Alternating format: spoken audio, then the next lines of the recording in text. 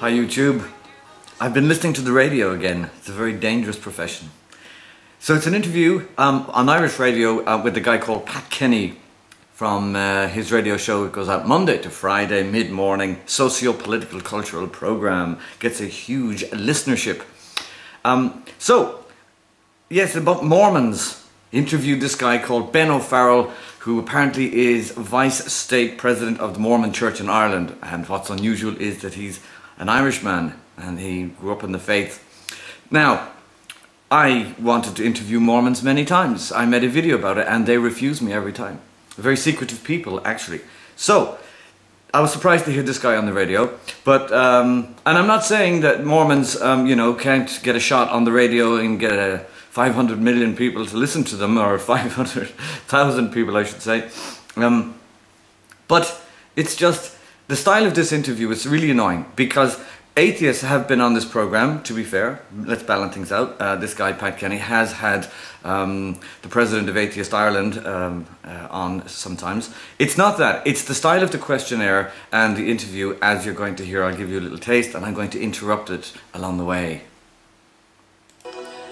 The Church of Jesus Christ of Latter-day Saints, more commonly known as the Mormon Church, has a membership of millions right across the world. And its profile is rising even further, given that, as we know, the Republican candidate for the presidency of the United States, Mitt Romney, is a practicing Mormon. Boo-hoo! So that's it, because Mitt Romney is a practicing Mormon. The thing now of that church is suddenly, acceptable, or it's clean, or it's presentable, legitimate. I guess that's how it works. So what does the faith represent? What exactly do members of the church believe in and practice? And how popular is it here in Ireland? Well, joining me in studio is Ben O'Farrell, one of two state presidents in Ireland for the Church of Jesus Christ of Latter-day Saints. Ben, good morning. Good morning, Pat. How long have you been a member of the church? My parents joined the church when I was just 2, so all of my life. All of your life that you can remember? Everything I can remember. In terms of your activity in the church, I mean, we're familiar with Mormons knocking on doors. Did you have to do that as well? It was an option for me, as it is for all the young men. They're encouraged to go and serve a mission for 2 years. And so I chose to do that. You have to apply to the church to go, so I made my application. You had to save up the funds to go because you support yourself while you're there. And I got sent to England and Wales for 2 years and had a wonderful time there. So what sort of reception did you get on the doorstep? There is a kind of a stereotype of Mormons knocking on the doors in very neat suits and all the rest of it. Yeah, I've never understood the neat suits. You know, I mean, it's this corporate American business presentation. You know, short back and sides and just always with a tie. You know, this presentation. I mean, I don't know why people can't see that. What difference does it make if they walked around in jeans? Endorsing, it's a product. I know, it's just a product. I wish people could see that. The interesting stereotype was, of course, that they imagine all of them are Americans. Yeah, well, you see, they started off Americans, Ben, and this goes back to a point people, I guess the same with Jehovah's Witnesses. After the Second World War, particularly in the British Isles, the Yanks as they were called, the Brits and the Irish were terribly impressed with Americans in general. Everything, Coca-Cola, Elvis, the movies, John Wayne. I mean, just so impressed with everything American. And the truth be told, that's what happened. When these first missionaries started coming over then much later on, in the 60s, 70s, whatever, they filled this void of people disillusioned with Catholicism or just sitting on the fence or Church of England or whatever they were. I know in Northern Ireland particularly there were some people in the middle between the sectarian Catholic Protestant divide who were so disillusioned with the regular churches that these new guys from America, whether they were Mormons, Jehovah's Witnesses, and their nice presentation, they thought, this is wonderful, let's get into that. But it's that key, and people still presume they are American, and most of them are. In my neighbourhood they're all American. So it's just that. It's being impressed, we still are culturally, with everything American, and I guess that's a real help in selling their bullshit. I remember one specific case where I arrived at the door with my Irish accent, only to meet a man from Cork who was living in England, And he said, no offence to your American friend, but the only reason I'm inviting you in is because you're Irish. So it worked to my advantage there. But people were generally... And was that the farthest you ever got? This is the joke, isn't it, about Mormons? Yes. They've never been in the living room. Yeah. So we'd gotten in and we spoke with him, and we had opportunity every day to speak to some people, but there was a lot of time of just walking around and knocking on doors and people and being rejected. Their lives are busy with other things, and or they say, I'm C of E and I'm happy C of E, or RC and I'm happy RC, so I'm not going to talk. And for me, I thought it was important as I knocked on the door never to cause offence. I think sometimes people have this impression that you can't get rid of them once you knock. If I found someone was adamant and were happy with what they were doing, I wasn't there to annoy them. Yeah. So this is very, very polite. Isn't that lovely? I knock on the door. I don't mean to cause offence. But you see, the question I have for Ben there on the interview and for all these damn missionaries is that what business have you knocking on anyone's door anyway? That's the whole ever point. I don't care about your politeness or your decorum when you're at the door, as we did with Jehovah's Witness. You know, what are you doing there in the first place, bothering people? Because when they buy into it, even though he's going to go into all kinds of bullshit at the end, there is a strict 10% levy or a tithe that you will be required to contribute. And it's the commandment, it's the law. So, you know, it's like selling an insurance policy and controlling your life. And we'll go into the rules and regulations in a moment. But what the fuck are they doing on the doors in the first place? I'm an atheist and I don't go around bothering people and knocking on the doors or at churches and disturbing people. That's the objection. There to move on and look for people who were interested. Now maybe you could tell us the differences between the Mormon Church and other Christian faiths. Well, I suppose one of the main differences is that our church is a restored church. So in other words, it hasn't been in existence in its current format for thousands of years. It's just what we call a restoration of the gospel.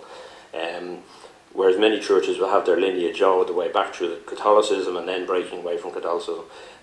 One of the other things, we believe in modern day revelation. So we believe as a church that it's ongoing. That the link between man and God is alive and well, and he has a prophet on the earth who communes with God through the Spirit. And I can't take much more of this asshole. Now, so the point is, that's so clever, you see. Propaganda, again, 500,000 people listening to this and think, oh, that's fine, that's very genteel, a restored church.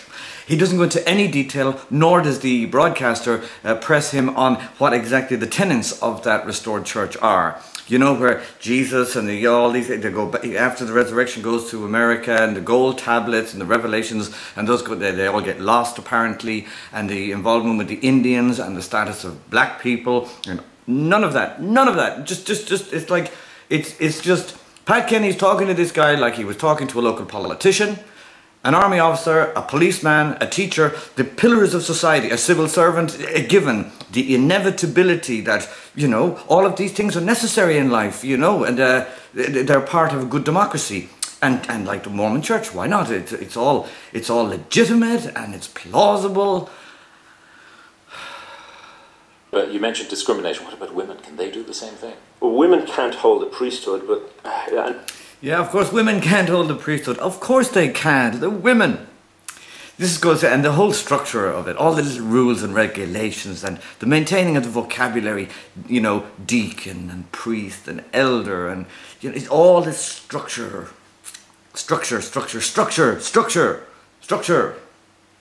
Now, the health code that you adhere to, you don't drink alcohol, for example. Very, very odd Irish man that has never drank alcohol, and it comes up quite a lot when people say to me, I can't believe you're Irish and you've never had alcohol. So yeah, we don't drink alcohol, we don't drink tea, we don't drink coffee, and we encourage people to live a healthy life. And the whole purpose of it is, we believe our time on the earth is very important. We have to learn and do as much as we can while we're here, and if we're healthy, we'll live longer and learn more. Yeah.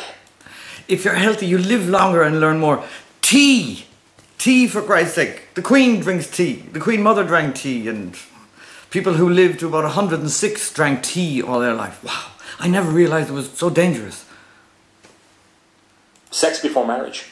Yeah, it's something that we are discouraged to. It's a breaking of a commandment. The commandment says that we should abstain from that until marriage, so it is something that we adhere to in the church. No masturbation either for young kids.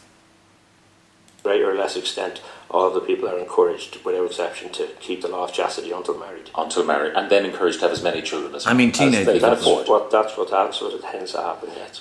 Abortion. Abortion, again, a very delicate point, because anyone that's in the situation where they feel they want it, it can be very, very difficult. Certainly, it's not something that the church says is never allowed to happen, but it would be in extreme circumstances. What sort of, like rape, for example? Rape, incest, yes. Maybe if the mother's life was going to be, the doctors knew that she could well die during the pregnancy, or if the baby was going to be born with such severe handicap that it was never going to have any quality of life. In that case, it would be permitted by the... But they are the exceptions as opposed to the rule. Homosexuality? Again, a very current topic, but something that the church believes is a challenge among the world. We believe it's a commandment to be married with men and women, and so we encourage and challenge people to live by that law. And if there are people who have challenges with that, we're happy to... You hear this disingenuous bastard. I mean, really, a challenge. It's a challenge. We have challenges. He won't just come out and say it. I mean, this guy is worse than a corrupt politician and a corrupt, businessman all wrapped into one. It's ingenious. That's why I detest these people so much. It's a challenge. He won't just come out black and white and say the truth of their view of homosexuality. But he gets to go on the radio. Work with them and speak to them about it, and to give our advice and our opinions on that. But the practice of homosexuality would be against the commandments in the Mormon Church. The special garments, which are often the subject of some ridicule that Mormons are required to wear, what are they? Yeah. We find that it's a very sacred thing to us, and it's common in many religions of the world where garments are worn as part of your ritual of your religion. Priests and rabbis and Muslims, they would all wear different clothing representative of their religion.